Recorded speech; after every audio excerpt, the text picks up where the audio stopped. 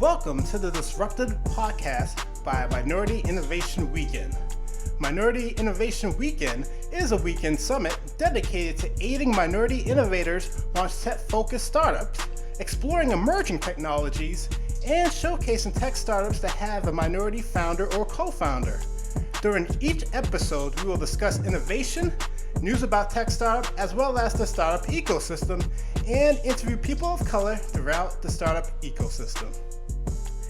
Welcome to the MIW Disruptive podcast with your hosts, Sir Walter and Jerome.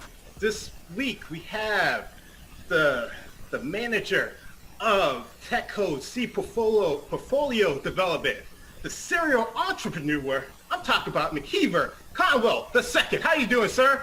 How's it going, everybody? It's good to see y'all. Good morning. Good morning. Good morning. So happy to be here on the podcast and looking forward to having a good conversation. Yes, definitely. All right, awesome. Let's go ahead and jump right into it. Since you're a fund manager, what investment areas do you find most interesting? So it's weird, right? Because working at TEDCO, the Maryland Technology Development Corporation, we are the largest funder of early stage tech companies in the state of Maryland. And because of that, we are charged to invest in any and all tech companies in Maryland, right? That work. So for me personally, I don't have any particular sectors that I get excited about. I have particular entrepreneurs I get excited about. Right? So for me, entrepreneurs who are out of the box thinkers, that's what gets some jazz, right? So like people who've come up with really unique ideas and really unique products that like I've never heard of or even thought of before, or people who are really keen on their customer acquisition strategy and have come up like some really unique and cool ways to get customers. Like that's the kind of stuff that I get excited about. Okay, nice. So people who aren't familiar with TEDCO, can you describe some other services that TEDCO provides? Yeah, so TEDCO, or the Maryland Technology Development Corporation, was founded about 21 years ago, and it's weird.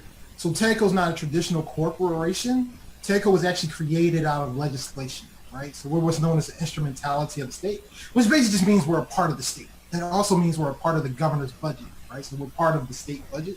So we get $21 million about every year, and the vast majority we put in early stage tech companies across 9 different funding programs. So we do stem cell research and technology commercialization. We do tech transfer. We have 2 pre-seed funds, one for women and minority-led companies, one for companies in the rural parts of the state. We have 4 funds within our seed investments, and then we have the Maryland Venture Fund, which is a traditional venture capital arm of the state. So we do a lot of stuff, and those are our funding programs. On the non-funding side, we have several roundtables to help entrepreneurs come together and share ideas and learn from experts. We have advisory services group, which I'm a part of, where we're charged with going out and educating the community and also helping our portfolio companies. We also have 2 research databases, Frost and Sullivan, which is really just for like market research all across and broadly. And then we have a second one that's more for medical devices and therapeutics. And so TEDCO offers a host of things that we do for the community. Nice. As far as investments, what's the average size of an investment from the Builder Fund? So for the Builder Fund specifically, it's a pre-seed fund, which basically means it's a fund that comes in pretty much earlier than any other institutional capital out there that you can find. And the check size for Builder Fund currently is $50,000. It's given in 2 tranches, so you get half of it up front, and the other half after you reach some key agreed upon milestones. That may change in the future where that dollar amount may go higher, but for now, it's $50,000, and that program is $1 million program here in the state of Maryland. So every year the state puts $1 million towards that. Awesome, that's awesome. So like to track your investments, like what metrics do you use to track your investments? So when tracking the investments from an investor standpoint, right, the 2 things that I'm really going to be following for my companies is how their key metrics are growing. And your key metrics are whatever metrics affect the bottom line of your company. So whether if that's growth in users or daily active users or monthly active users or businesses signed up using your software, whatever the key metric is. And then the other thing that I'm going to use to track my investments is their follow-on funding, because every time a company gets follow-on funding, they get a new valuation or a new value assigned to that company. And so every time they get a new value and that value goes higher, that's a good thing for me. So I want my companies to go out there and raise more money so that their value can be increased, so I look good in my job. All right. Awesome. Just being honest. McKeever, you mentioned a lot of people come to you with new ideas that you may not be familiar with. What tools do you use to stay abreast of current emerging technologies? I mean, you spend a lot of time just following all that's going on in the community. So I spend a lot of time on Twitter just to see what entrepreneurs are talking about, what's cool out there. You try to stay abreast with all the accelerators and incubators and their demo days, seeing what's coming out from all over the country, especially over there in the West Coast. Reading a bunch of the articles out there, trying to see what other companies are out there in the space. Your TechCrunch, your Venture Beats, your Pando Daily. And a bunch of VCs have blogs where they like to talk about different markets that they're enjoying following. And then the other thing is, like, as you go around and you meet companies, you start to hear companies start using the same acronyms over and over again. So those are kind of like key indicators, like, oh, this is what's new, this is what's coming. Like, like a year and a half ago, it was about artificial intelligence and machine learning, right? Like that started popping up more and more. Now every single company I see has something to do with machine learning or artificial intelligence. I'm like, half of y'all don't even need this. Like 2-3 years ago, blockchain was the thing. Like, yeah, we're doing this thing called blockchain. It's new and emerging. Now everybody wants to do blockchain, right? Like so things like that pop up. But really for me, when I talk about seeing things that other people aren't seeing, is really, I specialize in working with diverse founders. Now I work with all founders, right? But I specialize in working with diverse founders. And so what you'll see with diverse founders is they'll come up with ideas that are particular to their community, and what you see is that those are fundamentally different from the ideas you'll see in the Valley, right? Like we see a lot of stuff in the black hair care space, right, that keeps coming up, and in the black skincare space. And so that space is starting to get flooded with a lot of Me Too companies. But in the fringes of that, we're finding really unique and creative entrepreneurs who are coming up with technologies that are innovations in spaces that haven't had innovations in generations, right? And so that kind of stuff becomes really cool and interesting. Gotcha. So in your view, though, what's the value of the startup accelerator and why? Having gone through 3, you go to an accelerator for really one of 2 things. You go to an accelerator for money or for connections. Very rarely are you going to get both. And so you need to understand what you're going to get out of it going in as an entrepreneur up front. Are you going in for the money just because you need the money? Are you going in for the connections because that's what you need to grow at the time? The issue I see with accelerators is very often they end up taking in companies that aren't ready to take full advantage of the offer. And so what you have is companies get into accelerators and they spend a majority of their time in the accelerator building their product or working on some key thing, instead of understanding in the time you're in the accelerator, you have a spotlight on you brighter than probably any other time in the life cycle of your company. And so your ability to get meetings and to get in front of people is just fundamentally different. And to use that to your advantage. So many companies don't. And then they get to demo day, they demo their product, they come home, and then they're like, okay, we're ready to meet a bunch of people. Well, now it's out of sight, out of mind, right? The folks who are running that accelerator are now busy getting ready for the next class. They don't really have time to do as much for you. And so that's an opportunity being missed.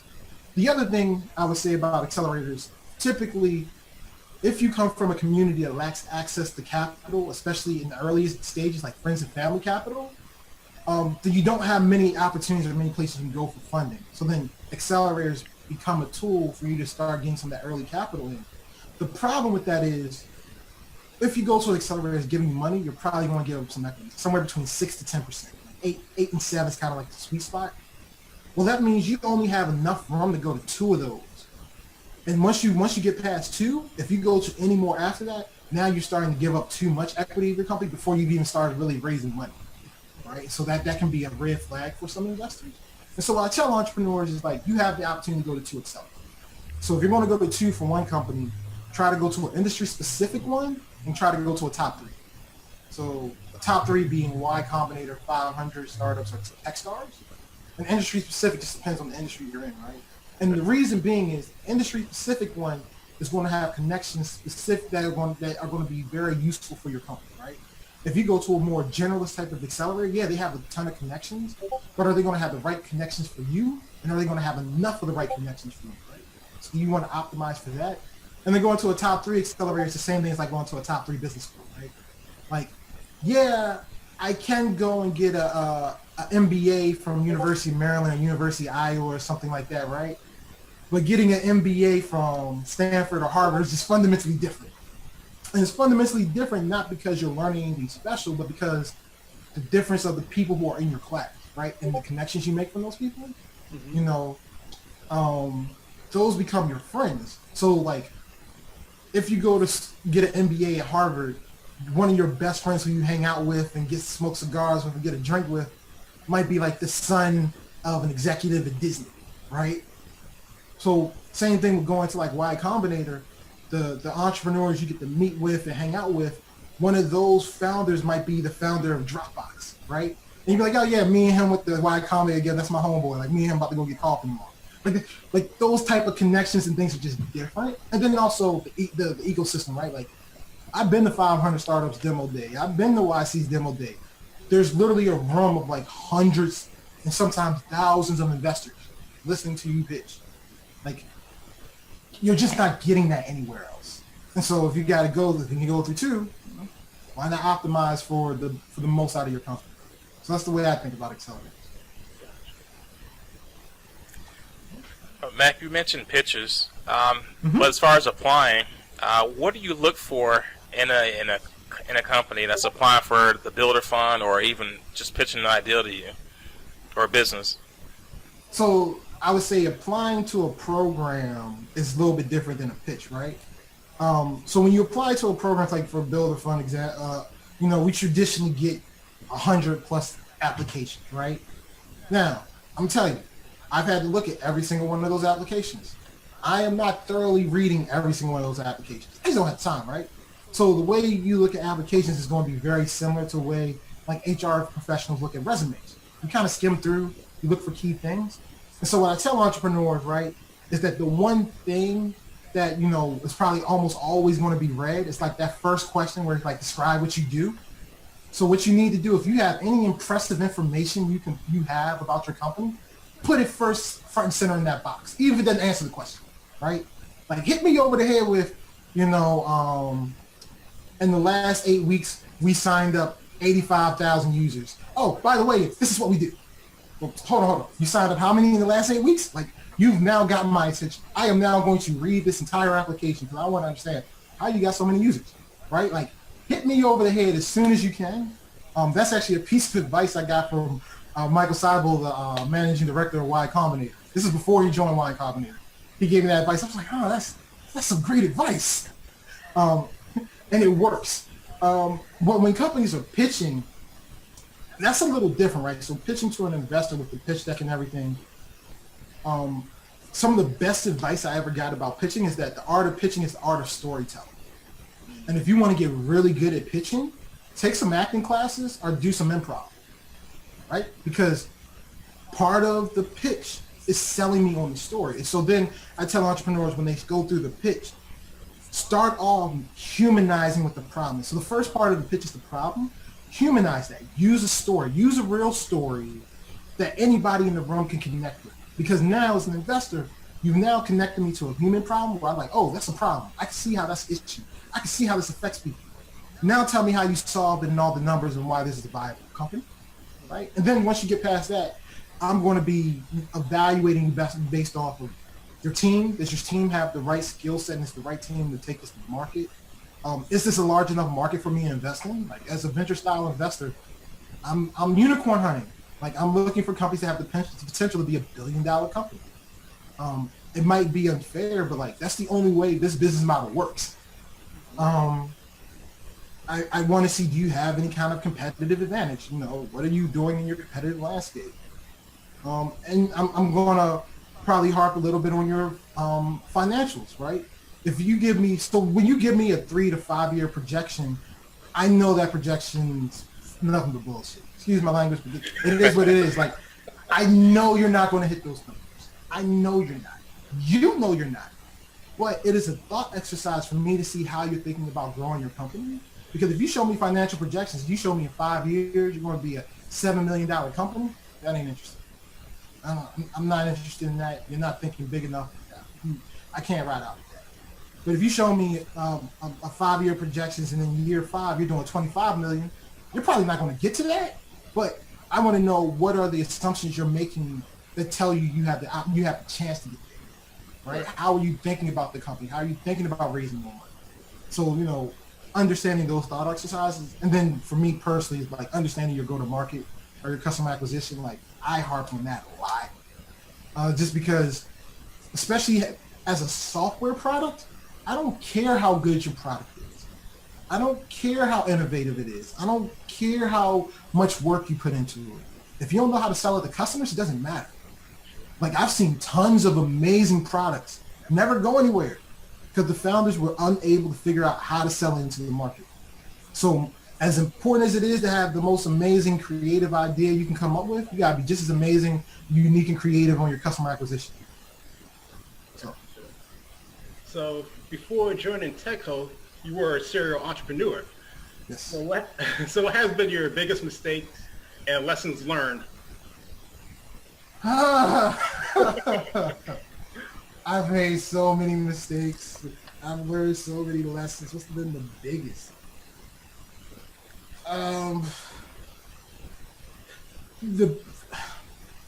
The biggest was like when we started our very first company, we spent the first year and a quarter just building product, because me and my 2 co-founders from my first company, we're all software engineers, right? So we were developers. We just thought we could build a cool website and then make us money while we slept, right? We didn't realize all the other stuff that went into it. Like, you know, oh, we got to do marketing. Oh, we got to find investors. Oh, we got to do customer acquisition. You know, like all these things. I didn't even know what a starter was when we started our first company, right? Like, I had to learn all that. And so then what I realized very quickly early on in my first company was we started going to events and networking, and that made it really clear that I personally didn't have a network. None of us on my team had a network or even understood the importance of having a network. Like, that was just never a thing. Like, as a software developer, I was going to school, learning the code, and I was going to get a job. You know, code at work. Like, nobody explained to me, like, having a network and networking could lead to all these other opportunities. And so then I had to learn very quickly how to network and build my network. That was a tough transition. Then the other thing, the mistake that we made was we realized we didn't have customers, so we said we needed to do marketing, but we didn't have money to do marketing, so we decided to go out and try to find investors. That's when I found out that investors aren't going to give you money to solve a problem you don't know how to solve, right? Yeah. Like, investors give you money to help grow your business. Investors give you money because you say, hey, I'm on a plane that's already flying and going, and I'm doing well. I just want to go faster. And investors like, oh, I got rocket fuel for you. We can make this happen. Yeah. What investors doesn't want to do is for you to be like, hey, I got this plane. It's really cool, but it's still got a few parts on the ground. I need to find the right tool so I can finish putting this thing together. And investors like, well, figure out how to put it together. Once you get it flying, then we can talk, right? Right.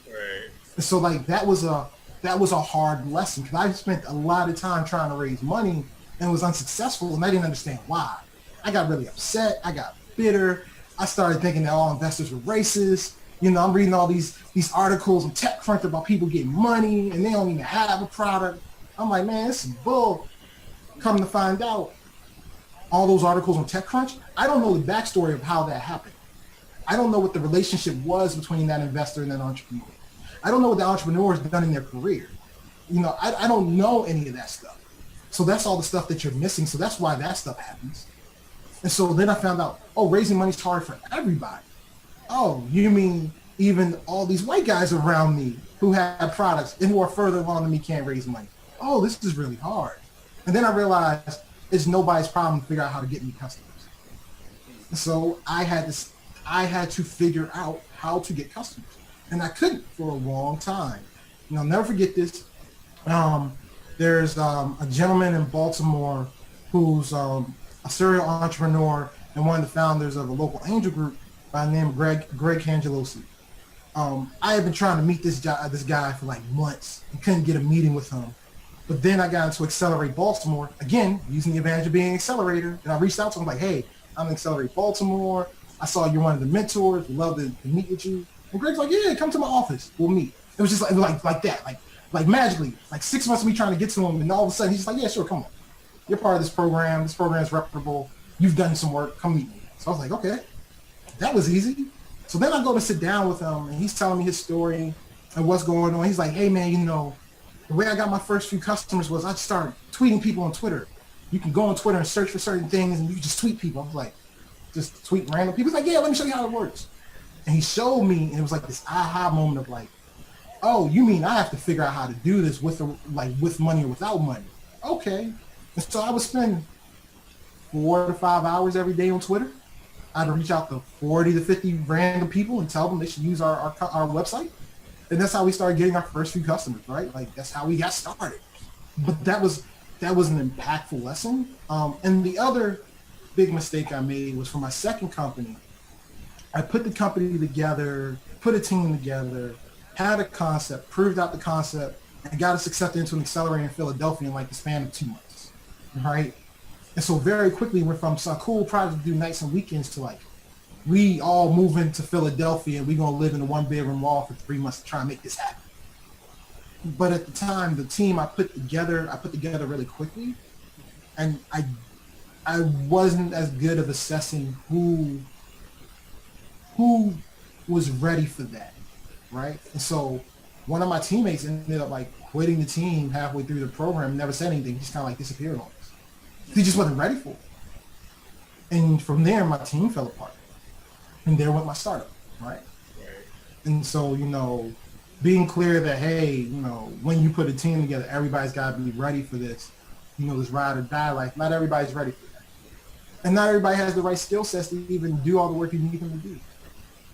You know, I haven't just finished one company and jumped into my second company. I was already in that mode. You know, I was already used to going. Nobody else on my team was. Well, one other person on the team was, but you know, that caused a lot of stress and angst for people, and so that was unfortunate. I really believe that company could have did something.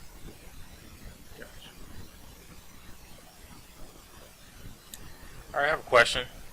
Okay. All right, so say for instance I'm a college student, or let's say I'm someone that visits the Minority Innovation Weekend, right? Mm-hmm. I didn't have an idea, but I do now. What's the best way for that person to try to get funding from TEDCO? Probably first thing they should do is reach out to me. Okay. Try to set up some time to have a phone conversation, a one-on-one meeting, see where they are. And, you know, hopefully they're far enough along to where it makes sense, right? Like, as I mentioned, Builder Fund's a competitive program. We typically get over 100 applications. So just because you have a product doesn't mean that you're necessarily ready. Just because you have a few customers doesn't necessarily mean you're the most competitive company, right? But if you're at a place where it feels like you've done enough, you've finally proven out a few things about your company, then I would encourage you to go ahead and apply, right? If I felt like there were some other things you needed to do, I'd give you some advice on, you know, man, maybe you should do some more customer discovery. Maybe you want to test out a few more of these hypotheses.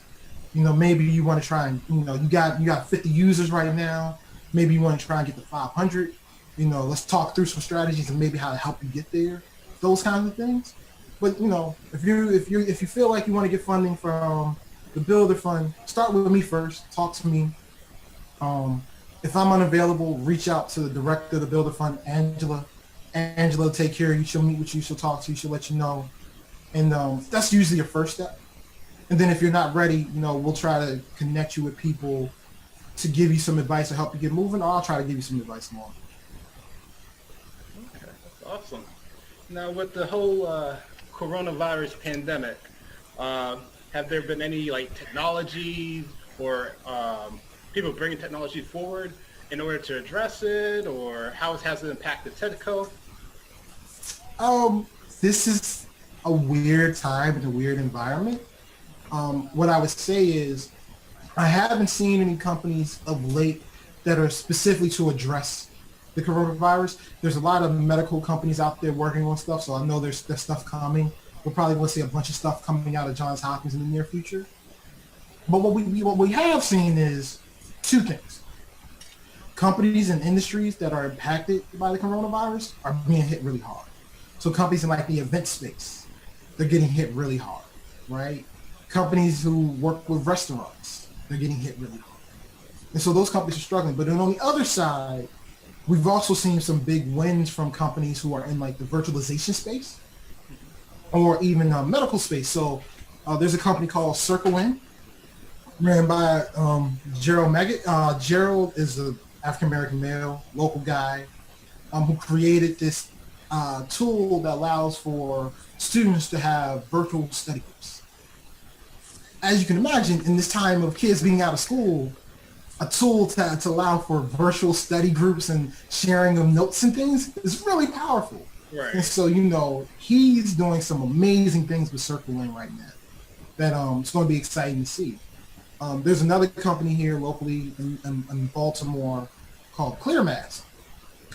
It's the inspiration behind it is one of the co-founders happens to be deaf, and she went in for surgery, but all the doctors had on surgical masks and she couldn't read their lips, so she didn't know what they were trying to communicate to her, and it led to a very stressful and anxious experience, right? And so her and her team came up with these clear surgical masks, which is a very novel and unique idea. Well, in the current climate of no mask being able to be found anywhere due to coronavirus, that's a company poised to do really well, right? So, just like any other economic crisis or stressful time, there are going to be companies that make it. There are going to be companies that fail, right? And it's going to exacerbate that in both ways. There's some companies that are going to be accelerated in their failure, and there are companies that are going to be accelerated in their growth, right? And so, we're seeing that. And for the companies in the middle, those are going to be the resilient founders who are just going to find a way to push through. And the ones who do find a way to push through to get to the other side of this tend to be companies that are going to be some of the strongest. And so TEDCO now is working on trying to address how do we help those founders in the middle that, have a chance to survive what's going on for how long, but maybe like on the edge, like they're right on the cliff and they're doing their best to hold on and not fall off. So like, how can we give them an extra piece of rope to keep them from falling off the shit, right? Right. So we're working on trying to figure some of that stuff out. McKeever, is there anything that we should have asked that we didn't ask that you want everybody to know about?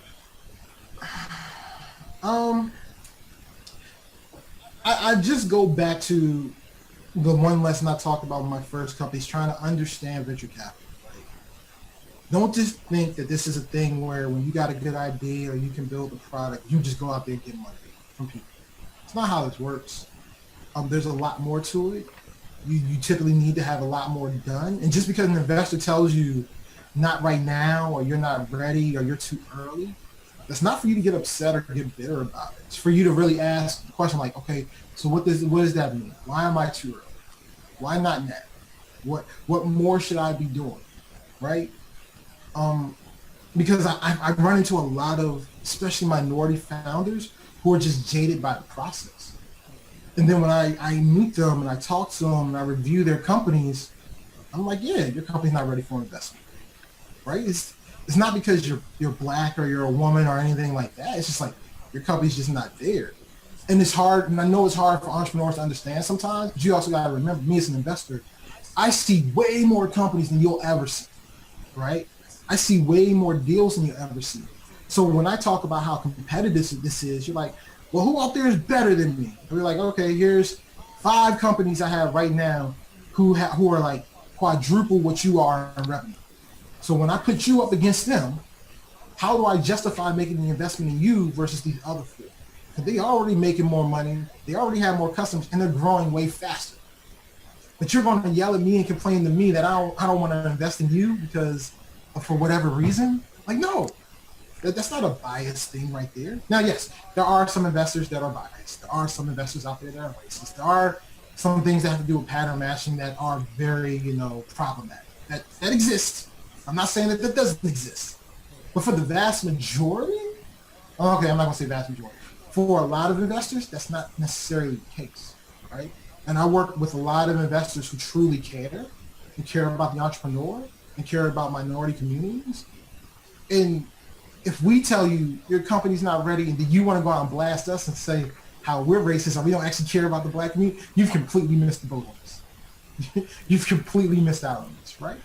And so I try to give that advice to entrepreneurs a lot because I see it time and time again, and I know it. I was there, I've been there, I know that feeling. And it took me a long time to realize how investors really think and why they make the investments they make, for me to understand why they say yes or no. And once I understood that, it didn't hurt as much, because, I get it, right? I understand. I haven't done enough. It just means I need to do more. And it also means that I can't talk to you again later. I can always come back in 6 months. And if I'm doing what I need to do, money talks. If I got enough green coming in, hey. And then people like to say, well, if I'm making that much, if I'm doing that already, why would I need you at that point? Because at the end of the day, understand what venture capital funding is. Like I said, it is a tool to grow faster. Because when you're growing your company, the only tool you have to increase your growth financially, right, is your profit. So if you make $500,000 in a year, and of that $500,000, let's say you took $150,000 home as profit. You now only have $150,000 that you can put back into your company. That is the maximum amount of money you can put back into your company to help it grow. Now, if you come to me as an investor and you want to raise $1 million, you went from being able to put $150,000 into your company for it to grow versus $1 million into your company to grow. That's all it is. It is a tool so you can grow faster. Nothing else. And also keep in mind, just because you raise money, don't mean you're going to be successful. Companies that are making from $10 to $5 million in revenue are in the prime position to fail. That's where we start to figure out if you have a real company that can last and can really go into a mainstream audience, or you're just going to be a fringe niche company that's going to taper off until another product comes into your market that's more innovative and is the next one. Understand that there are tons of companies that raise millions of dollars and fail, right? So at the end of the day, building the best company you can build is what's most important. And don't get jaded by the process. Raising money is hard for everybody. All right. Well, definitely appreciate your time. But how can people reach out to TEDCO? What's the contact? So you can go to our website, tedcomd.com, or you can reach out to me directly at mconwell@tedco.md. So that's mconwell@tedco.md. That's my email address. You can reach me directly. Or if you go to the website and you look at the TEDCO team and you find my picture, it'll be really easy to find. I promise you. It's not going to be a lot of people that look like me on here. Click on my picture and my email address is right there, publicly accessible. Gotcha. Well, once again, thank you for your time. Thank you. Absolutely. It was fun. That wraps up this episode of the Disruptive Podcast by Minority Innovation Weekend. If you haven't already done so, please subscribe. Check us out online at www.minorityinnovationweekend.org and connect with us on Facebook, Instagram, Twitter, and LinkedIn. MIW 2020 is coming up on Saturday, October 3rd to the 4th. So head on over to www.minorityinnovationweekend.org and register for MIW 2020 today.